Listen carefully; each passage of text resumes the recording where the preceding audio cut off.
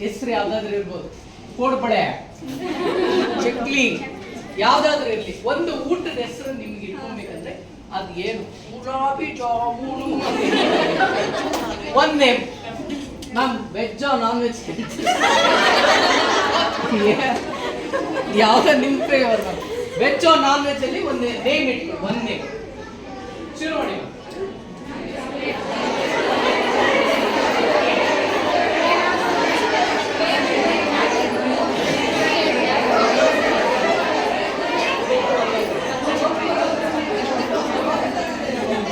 Individual ಆಗಿ ಒಬ್ಬೊಬ್ರು ಒಂದೊಂದು ಹೆಸರು.